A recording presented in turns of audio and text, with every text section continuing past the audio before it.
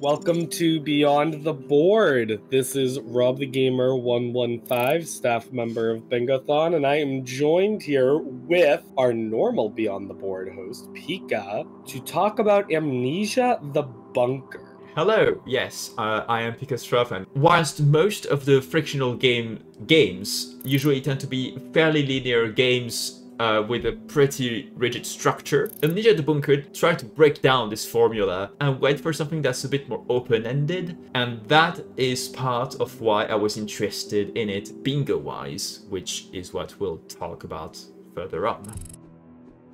So this open-endedness, is that what made you realize that Amnesia the Bunker could be a good game for bingo? What made me realize that Amnesia the Bunker could make for an interesting bingo game is that not only does it feature a lot of randomization within the game itself, it also encourages you to not necessarily play the same route every time you do play it. And although you do have a red line, so to speak, that you have to follow through to complete the game, every playthrough might have a different way of achieving those particular objectives and reaching the end of the game. And therefore this means that this leads to potential multiple routings, which is great for making bingo goals where you have to think on your feet, which I think makes for fun bingo gameplay.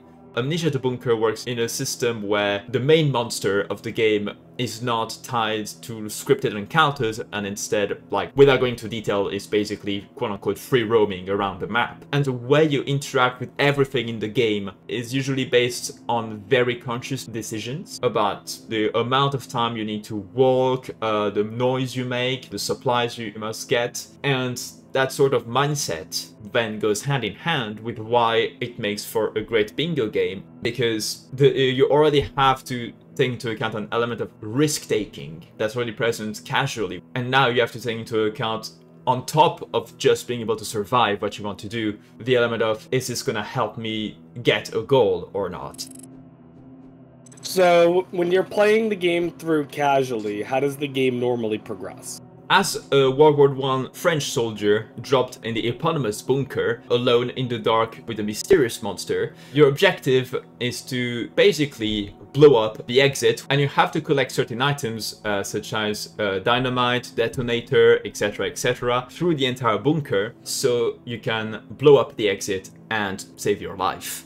Although the main key items such as detonator, dynamite, etc. are not randomly placed, a lot of things in the game are randomly generated. This includes, for example, key codes for lockers, which can be, for example, spread throughout the bunker or located within the mission control room, which are where you would be getting all the key items that you need to progress through the bunker. And those codes are found on dog tags that you can find on corpses of soldiers, which are themselves randomly generated in terms of their location and where you can find them, and the code themselves are randomly generated, which means you can't just memorize a code from a previous playthrough. Every single playthrough you'll need to find the dog tag and then find the locker and unlock it with that code. And then, you know, there's also lots of other elements that are randomly generated, such as locations of traps, also certain other dangers such as rats, and the other element I haven't mentioned is all of while managing the light in the bunker. The idea is to say the casual experience is that there's lots of things you have to manage, whilst taking into consideration that every playthrough will have to be dealt with differently.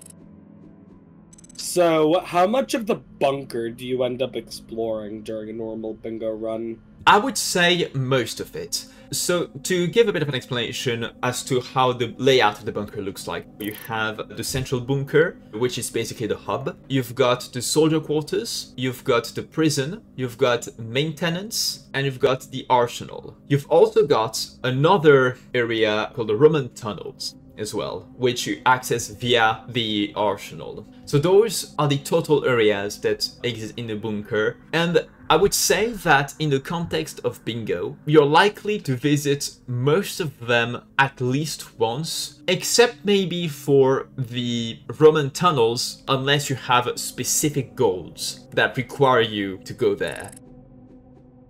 You start the game, you reveal the board. What is the early game like? So you start in the central bunker area, and so even without necessarily taking too much of a look at your card and what goals you have, the beginning of the game is basically unlocking the other areas of the bunker and then trying to assess where is the best area to go. And then that's where factors such as what's on your card and how the randomization is playing for or against you already within that central bunker. For example, if you see that there are key progression items on your bingo board, you might want to prioritize game progression as part of your routing. If you see that perhaps, like, considering the current version of the bingo board assumes that all the areas that you start with do not have a fuse, which is another mechanic which is optional, but it is triggered for my current settings of the bingo board, where all the areas of the bunker need to have a fuse in order for you to be able to light them up. If you see that you need to fuse them up, maybe you might need to make that a priority, but those decisions can only come once you've done that first step of opening up the bunker.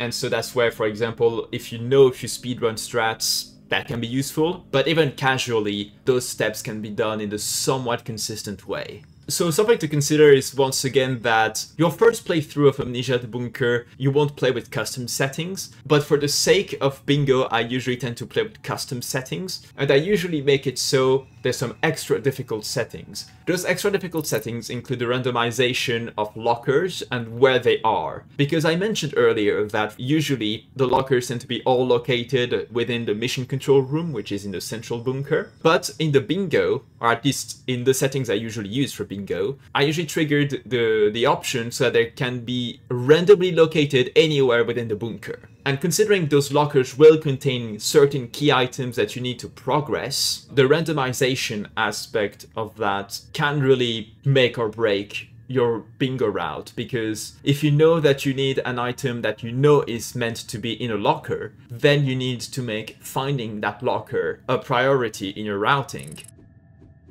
So how do you balance getting goals done with collecting resources, and then how do you optimize those resources? The allocation of resources and balancing that with the routing and completion of goals is an interesting aspect to think about. Once again, that can depend on what settings you put in for the randomization. For example, if you play on a high resource playthrough, for lack of a better word, you might almost play more recklessly, and you might be a lot more willing to take risks in how you play. You might be much more willing to use your resources to maybe break doors that are closed, but you know you can break them. You might do more behaviors that might get you more likely to be killed. But if you play on low amount of resources, you know that you can only use the little that you do have for those key moments. And when you have low resources, the element of decision making really comes in, and sometimes you'll be successful, sometimes you'll make bad choices, which will end up making your routing even longer.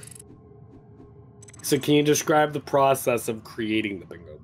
I will preface all of this by saying I am not a member of the Amnesia the Bunker speedrunning community, but I basically made the board on my own, and the process for it was that it's very simple at first, but I literally just opened up like a Word document. I just started with just listing down random ideas for goals that were just kind of passing through my head, like just a bit of brainstorming. And at first, you know, it's just raw ideas. They don't have to be good ideas. They don't have to be distilled down to something that actually makes sense on a card. And then later on, you can put that into a more refined doc, which is what I did. I made a goal list doc, which classifies, for example, the difficulty tiers, the tags, whatnot, which is a whole different conversation on the SRL v5 system of goals. Once I had my list of goals, and I mean, I'm obviously totally not biased in speaking about it in being a BingoCon organizer, but I was then able to actually implement the goals I had practically on an actual bingo card pretty quickly, thanks to being able to use playbingo.gg, which I would definitely recommend you to give a try if you haven't. It's been a wonderful tool to get the Amnesia the Bunker goals up and ready pretty quickly.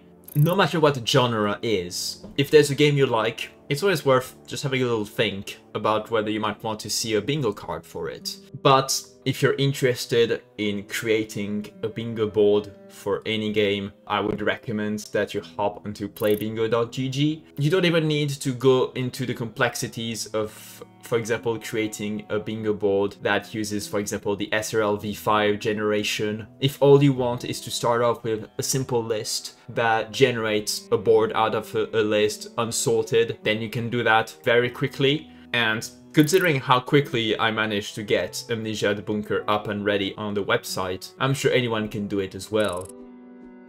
Do you have any other final remarks you want to make about anything?